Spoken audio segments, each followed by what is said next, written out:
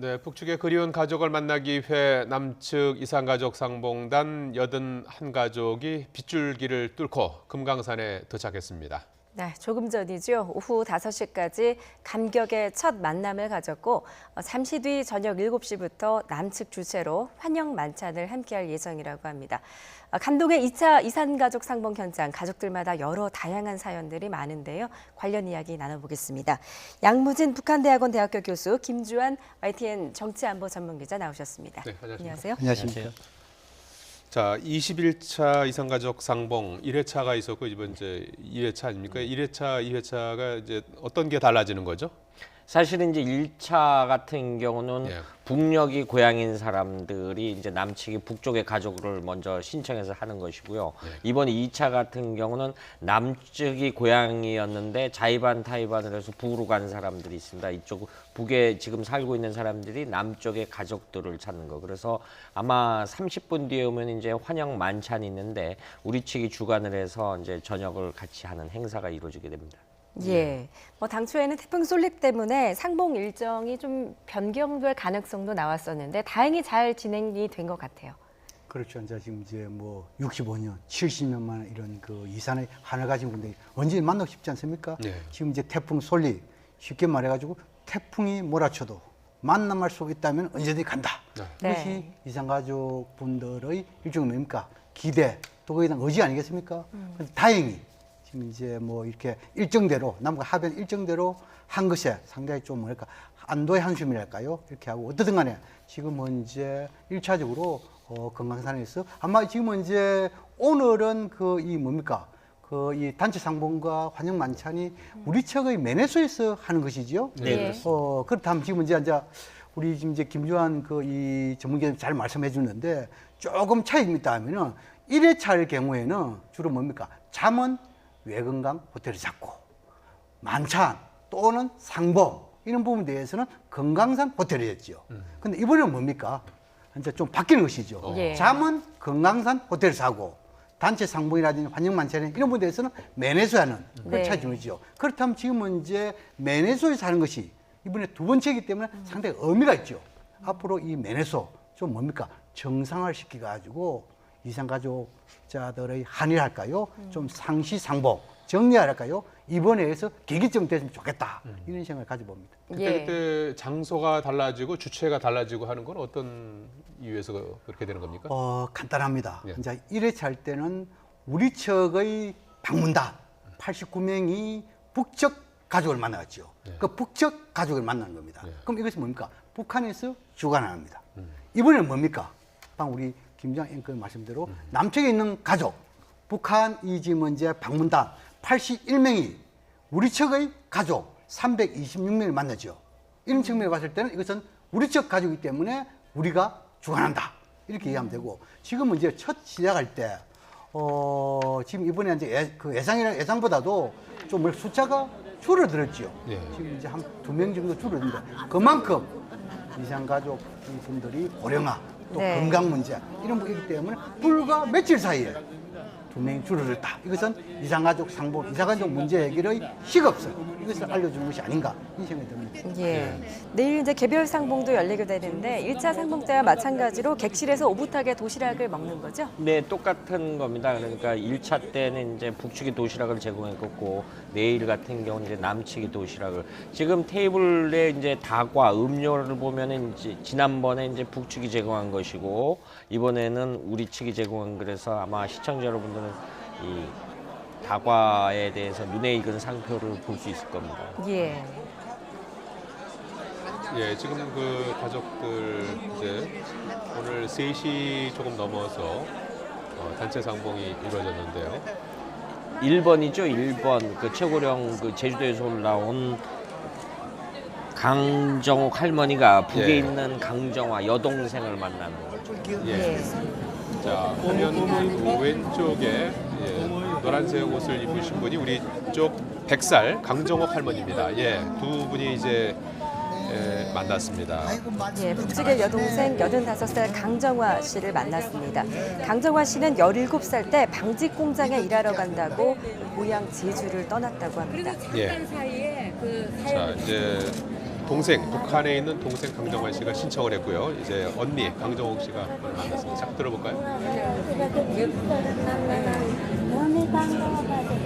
그러니까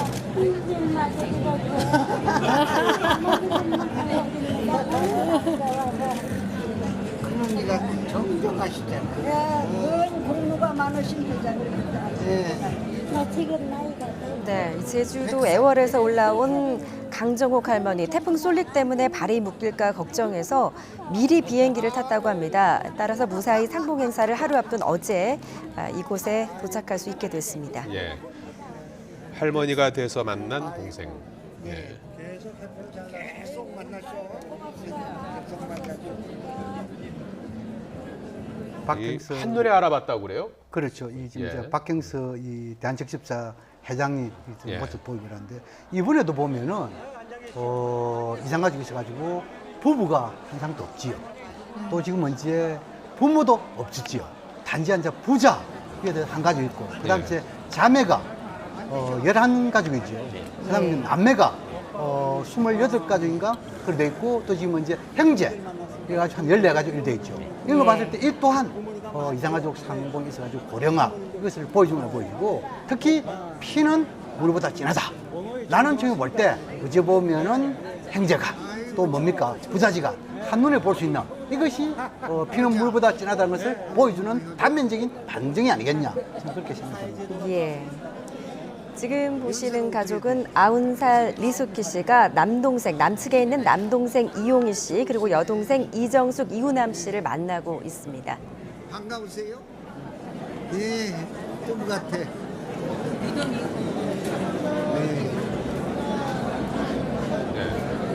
항공 잘 나가십시오. 네.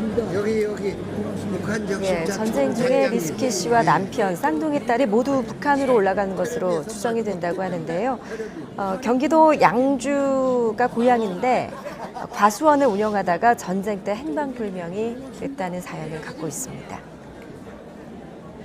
대한잡사사 총재 박경수 총재가 테이블마다 이렇게 한번 다니면서 예, 인사를 하는 계속 모습을 볼 수가 있군요. 우리가 다음 주최를 하니까요.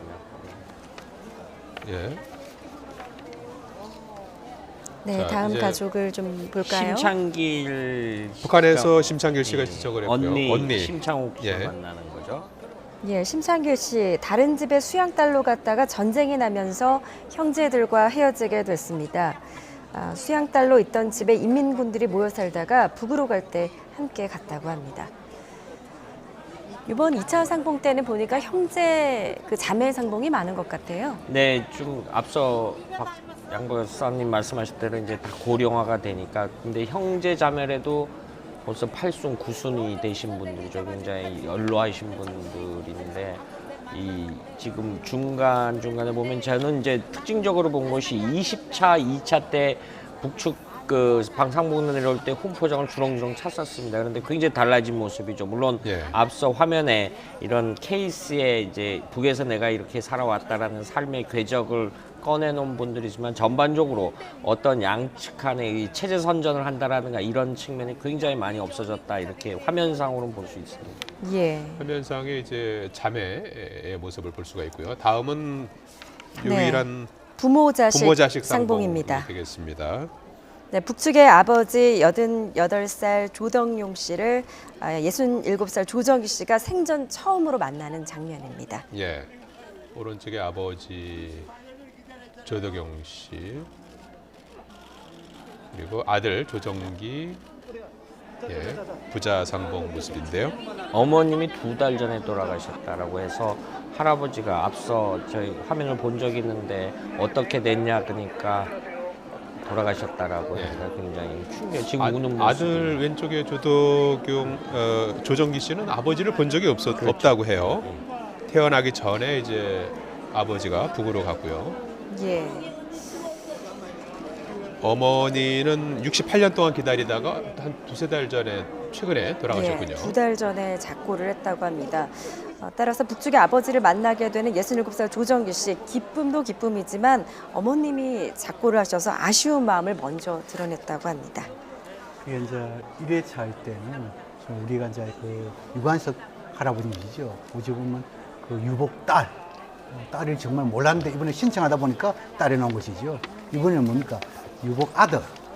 그래서 참 유복자 아들 이것도 이산의 뭡니까? 한반도 현주소를 그대로 보여주는 것이 아닌가. 지금 8번 같은 경우 지나갔는데 좀 사연이 역시 다른 분들과 기구합니다. 이제 김인영 씨가 남측에 이제 성이 된 남동생을 만났는데 예. 미군 폭격으로 숨진 줄 알았다. 그래 가정이 풍지박산이 났는데 예. 살아있다라는 사실을 알았다 그러죠. 지금은 이제 남동생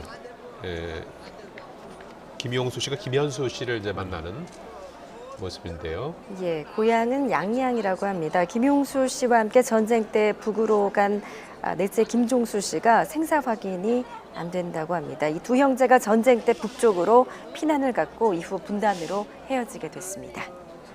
추가로 말씀드리면 남측의 손녀딸 김규현이라는 분이 손편지지를 써서 기자들한테 일부 공개했습니다. 북쪽의 큰할아버지한테 보내는 손편지지가 앞서 그 기자들한테 공개된 적이 있습니다. 저희가 몇 차례 보도를 했는데 또 공개될 것 같습니다. 예, 이렇게 오늘 현장의 그 취재 기자들 말로는 이 65년 만에 이렇게 만남에도 불구하고 서로를 단번에 알아봤다고 그래요. 그렇죠. 예, 형제간에도요. 그게 이제 뭐 일반적으로 제가 뭐 서두에 말씀드렸지만도 정말 이 헬령 공동체 그 속에 특히 뭐 컨트리 민족은 헬령 공동체 있지만도 예. 그러나 이 피는 물보다 진한 그 현장에서 단번에 알아보는 물론 그 사이에 60년, 65년 사이에 많은 그리움 생각했겠죠. 그러나 뭐 우리가 보통 한 그 10년 이렇게 하더라도 이 형제간의 변화, 목소리, 그다음에 좀 머리 모양 뭐 이런 거 보면 대부분 알 수 있겠죠. 예. 어떻든 간 이런 65년 동안에 거의 이제 노후와 기도 좀 뭐랄까 어둡고 눈도 어둡지 않습니까? 그럼에도 불구하고 내 아들, 내 딸, 형제 이를 알아본다는 것은 역시 피의 헬련의 중요성 그것을 보여주는 것이 아닌가 생각합니다. 예. 다음은 이 북한의 84살 리근숙 씨가 새언니 전경옥 그리고 이복 동생 황보원식 예. 씨를 만나는 장면입니다. 어머님이 그 돌아가시기 전에 그 수혜를 보였었을 겁니다. 14살 때 직장 때문에 나갔는데 그걸 가보러 앉아서 북한의 만나면 꼭 이제 돌려주라고. 강월애 씨가 여동생 강두리 씨, 강호남 씨를 만나는 모습이죠. 예, 자매 상봉을 하고 있는데요. 강우래 씨는 북으로 시집을 간 뒤에 전쟁이 나면서 친정 식구와 헤어지게 됐습니다. 남쪽에 남아있던 어머니, 큰딸이 소식이 끊긴 후로 명절마다 우셨다고 하네요. 예. 왼쪽에 강월애 씨가 신청을 해서 남측의 가족을 만나고 있는 모습입니다. 이번에 그 자매 상봉이 11명이죠. 네. 6자매가 만나는 가족도 있더라고요. 네. 그리고 지금 화면에 안 비쳤으면 한 두세 경우가 인민군으로 징집돼서 나왔다 거제 포로 수용소에 있는데 예. 그때 아시는 분들은 알지만 이제 반공포로 석방이 있었고 북으로 돌아가는 사람들인데 두 분이 북으로 돌아갔다가 이번에 다시 만나는 경우도 있어요. 예, 북측에 강월애 씨가 이제 큰언니가 되고요. 남쪽에 이제 어머니가 계셨고 큰딸 소식 끊긴 후에는 명절마다 오셨다고 하는군요. 그런 얘기를 하겠죠. 예.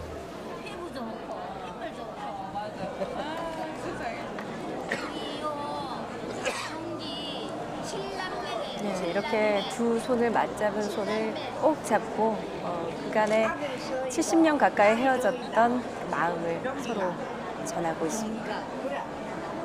북측에서 이렇게 남쪽의 가족들을 만나고 싶다고 그렇게 이제 신청하는 분들은 되게 어떤 분들 누구나 다 신청할 수 있는 그런 건가요? 사실은 어떻게 구조가 우리처럼 그렇게 컴퓨터 추첨을 해서 하는 것이 아니고 예. 북한은 좀 우리하고 다르게 이른바 각 부문별이라는 표현을 쓰는 부문별로 이른바 성공한 사람들이 예. 이렇게 신청을 해서 이렇게 선정하는 경우가 있습니다. 그래서 과거에 보면 북측이 남측 가족이 선정할 때 많게는 두세 번씩 만나는 사람들도 있습니다. 예.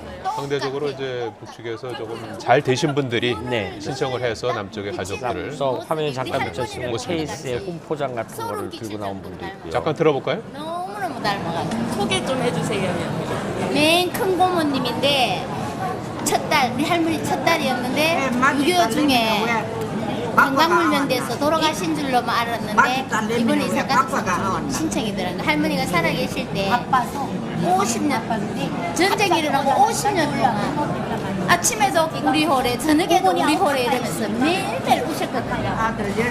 우리는 그때 태어나지도 않았는데 상하이 할머니가 하도 우리 홀에를 해서 우리가 홀에 이번에 상봉 신청이 들어오니까 홀에가 그 홀에야 우리가 그랬거든요. 할머니가 찾던 그 홀에가 찾았다고 막 집안이 난리가 났었거든요. 그래 와보니까 할머니랑 네, 남쪽에 있는 어머니가 큰딸의 소식이 끊긴 이후로 명절마다 우셨다는 사연을 이렇게 나누고 있습니다. 이번에 형제 자매 상봉이 많은데 또 보니까 그 성이 다른 경우가 많더라고요. 그럼 북측으로 건너가서 개명을 하는 사례가 좀 많다고요. 그럼 왜 그런 건가요? 그럴 수 있겠죠. 북한이 가족 제도는 우리가 좀 차이가 있습니다. 예. 우리는 혹시 돌아가시더라도 이 아버지 성 이것을 따르는 모양인데 북한은 양보의 성을 따릅니다. 네. 다시 말해서 아버지가 돌아가시고 엄마가 새로 개가라 합니까? 그 표현이 그렇게 한다면 양아버지의 상을 떠는 많기 때문에 그래서 이름 성이 좀 다른 그런 경향이 많다 이렇게 이해하면 될 것 같습니다. 그다음 하나 좀 추가적으로 보면은 지금 이제 북측에서 좀 남쪽에 고향을 둔 사람들에 대해서는 일종에 대해서 뭡니까? 잘 되고 이렇게 하면은 역시 북한의 체제선전에서 북측 사회주의가 좋다 이러는데 지금 이제 북측의 고향이면서도 남쪽에 가는 사람 있지 않습니까? 예. 이래 살았을 때 이래 보면은 좀 월남자에 대해서는 좀 배신자라는 그런 이야기를 내부에서 많이 하고 있죠. 그런 사람은 그렇게 하다 보니까 여러분 뭡니까? 이상하게 상봉하는데도 가족은 찾은데 잘 안 가려는 그런 사례들이 많이 있단 말입니다. 이건 좀 반대지요. 방금 우리 이제 김주환 전문기자 말씀하신 대로 비록 남쪽에 고향 들어가지고 왔지만 이것은 전향자 이런 타운이 아니라 뭐냐면 좀 잘된 사람들 많기 때문에 그 사람 중심으로 좀 상봉이라는 인부에 대해서 좀 기회 많이 주는 그런 사례들이 과거에 있었다. 지금 그렇게 알고 있습니다. 지금 여기 사례 중에 하나가 화면은 안 비쳤습니다만은 1940년도 해방 직후에 아버지가 서울에 지금 모 유명 사립대 교수였는데 가족을 데리고 다 자진월북을 해서 그 자녀분 중에 한 분이 고모나 고모를 만나는 경우가 있어요. 예. 그렇군요. 자, 남북 이산 가족 상봉이 한창 이뤄지고 있는 가운데 북한의 비핵화 논의를 위해 폼페이오 미 국무장관이 다음 주에 북한을 방문할 예정 아닙니까? 날짜가 27일이다 이런 얘기도 나오고 있는데 이번이 네 번째 방북인데 그 사이에 어떤 이면에서 어떤 좀 진전이 있었다고 봐야 되는 건가요? 그렇죠. 지금 이제 폼페이오 장관을 중심으로 한 이 국무부 이 주로 메시지하고 또 트럼프 대통령의 메시지하고 상당히 차이가 나고 있죠. 지금 이제 폼페이오 장관을 중심한 국무부는 좀 교착 상태에 빠져 있다. 이런 이야기를 하고 있고 지금 이제 트럼프 대통령은 김정일 위원장하고 상당히 교감을 많이 하고 있다. 만나지는 않지만도 예를 들어 가지고 이메일이라든지 여러 가지 접촉 많이 하고 메시지 접촉하고 있다는 것이죠. 예. 그렇다면 트럼프 대통령의 말을 액면 그대로 받아들인다면 지금은 이제 북미가 워낙 잘 되고 또 북한의 비핵화 떠나서 미국은 체제보장 잘 되고 있다 이래 봐야 되는데 지금 드러나고 있는 것은 사실은 그렇지 않잖아요. 그렇다면은 좀 폼페이오 장관의 이야기에 좀 분석의 무게중심이 있다 보이고 지금은 이제 3차 폼페이오 장관의 방북에 있어서는 빈손으로 돌아왔다. 예. 이것이 대다수 전문가들의 분석 아닙니까? 이것은 뭐냐 하면은 협상이라는 것은 서로 원하는 것을 주고받으면서 입장 차이를 좁혀가는 과정이잖아요. 라는 점이 올 때 폼페이오 장관이 이번에 빈손으로 가면은 빈손으로 돌아가고 선물을 가지고 가면은 더 많은 선물을 가지고 귀국할 수 있다. 저는 그렇게 분석하거든요. 예. 그렇다 하면은 적어도 폼페이오 장관이 들어갈 수 있는 선물이 뭔가라고 한다면 북한이 원하는 것은 지금 두 가지 아닙니까? 첫 번째는 종전선언, 두 번째는 대북 제재 완화 아닙니까? 이 부분 내 가지고 폼페이오 장관 어느 정도 해답을 가져가면은 아마 김정은 위원장도 만날 수 있을 것이고 예. 또 이 자기들이 원하는 미국이 원하는 핵 신고 이런 부분도 충분히 해답을 가져올 수 있을 것이다 이렇게 보입니다. 지금 이제 또 다른 점을 보면 지금 이제 폼페이오 장관이 방북이 언제쯤 한다 이야기를 했는데 국무부 대변인 보면은 김정은 위원장과 만날 계획이 전혀 없다 이렇게 이야기하잖아요. 그럼 액면 그대로 받아들이면 안 됩니다. 이것은 내부용이다. 미국 내부용이다. 다시 말해서 김정은 위원장 만남에 대해서 구걸하지 않겠다. 저 자세에 보이지 않겠다. 이렇게 봐야 되겠죠. 그럼 지금 봤을 때 우리가 이번에는 적어도 폼페이오 장관이 북한이 원하는 것 들고 하면 미국이 원하는 것을 받아올 수 있고 더 나아가서 김정은 위원장 만날 가능성이 높고 그 속에서 어쩌면은 이번에 폼페이오 장관이 어느 정도 특사의 역할을 하면서 트럼프 대통령과 김정은 위원장 간의 제2차 북미 정상회담 이 부분도 나름대로 조율을 하고 올 가능성이 높다. 그런데 이제 주목할 만한 지금 스티브 비건 새로운 대북 특별 대표였는데 지금 나오는 거 보면 이분이 굉장히 이 협상을 거칠게 몰아붙이는 스타일이라고 그러죠. 그러니까 과거에 6개월 전에 조셉윤 한국계 그분보다 굉장히 이 거칠게 몰아붙이니까 굉장히 지금도 기자회견에서 얘기했지 않습니까? 완전한 비핵화를 자기는 요구를 하겠다. 그러니까 폼페이오 장관이 데리고 가겠다라는 거죠. 데리고 가서 하는데 굉장히 미국에 요구할 건 요구하고 북한이 뭘 원하는지 내놔라. 그런데 저는 이걸 꼭 부정적으로 보고 싶진 않은 게 왜냐하면 발표를 했어요. 다음 주에 간다라는 거는 미국하고 북한과 물밑에서 조율이 됐다라는 거죠. 그런데 아마 4차 방북을 평양에서도 오라고 해놓고 빈손으로 되돌려보내면은 트럼프 대통령이 굉장히 표변할 가능성이 높기 때문에 어느 정도 일정에 진일보할 것이다 이렇게 예상해 볼 수 있을 것 같습니다. 예, 지금 말씀하셨던 스티브 비건이라는 신임 대북정책 특별대표 최근까지 직함이 포드 부회장이었는데요. 목소리를 직접 한번 들어보겠습니다. And lead our efforts to achieve President Trump's goal of the final fully verified denuclearization of North Korea.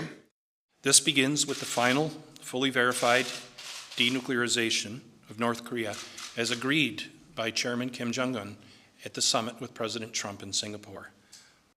예. 이제 목소리를 들어본 스티븐 비건, 그동안 외교 문제는 두루 다뤘지만 북한 쪽은 좀 경험이 없는 걸로 전해지고 있어요. 글쎄요. 저는 이 스티븐 비건이라는 사람이 포도 회사에 대해서 3대체 다 거기에 일을 했다고 이렇게 알려져 있죠. 예. 또 그리고 뭡니까? 주로 그 양원, 상원, 하원 여기 대해서 외교위원회 의원들의 보좌관을 많이 했다 알려져 있고 또 지금 아들 부시 행정부 시기에 그 당시에 그 곤돌라 라이스 이 백악관 안보보좌관 여기 대해서 안보보좌관이 일을 한 데 있어 가지고 실질적으로 거기에 대해서 무슨 협상의 파트 참 이런 것보다도 이 사무처를 운영하는 그런 역할을 했다고 알려졌죠. 예. 라고 한다면은 지금은 이제 북한에 대해서도 잘 알고 있다 이렇게 볼 수 없는 거 아닙니까? 또 협상에 대해서 굉장히 능수능란하다 이렇게도 볼 수 없잖아요. 단지 외교 파트에서 보장하는 역할을 했다 이 전부 다 마다합니다. 그렇다면 지금 과연 이런 비건이라는 이 새로운 미국의 대북 특별 대표가 성김처럼 잘할 수 있을까?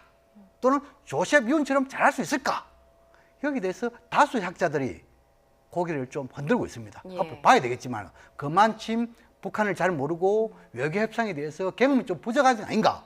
그럼에도 불구하고 지금은 이제 이 트럼프 대통령이 또는 폼페이오 장관이 대북 특별 대표 이것은 아마 새 술은 새 포대에 담아야 된다.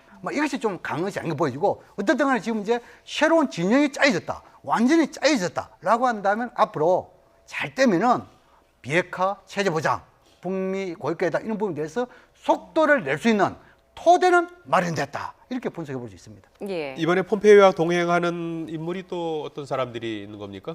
사실 알려진 거는 이제 그전 이제 과거에 6.12 북미 정상회 때 워킹 그룹이라는 걸 구성하긴 했는데 면면이 아직 드러나진 않고 있는데 이 지금 여러 가지 분들이 따라 이 참가를 하겠죠. 이제 중요한 거는 언제 가느냐가 중요한데 아무래도 일요일. 그런데 굉장히 주목할 만한 폼페이오 장관이 플래스텔리라는 걸 들고 가겠다. 그래서 뭔지 찾아봤어요. 미국 어린이들 사이에 굉장히 동화 주인공인데 이걸 왜 가져가느냐고 봤을 때 제가 여러 번 사람들한테 취재를 봤는데 김정은 위원장의 아들이 하나 있습니다. 아들한테 선물을 주려고 가져가지 않겠느냐는 뭐 이런 전망도 내놓고 있습니다.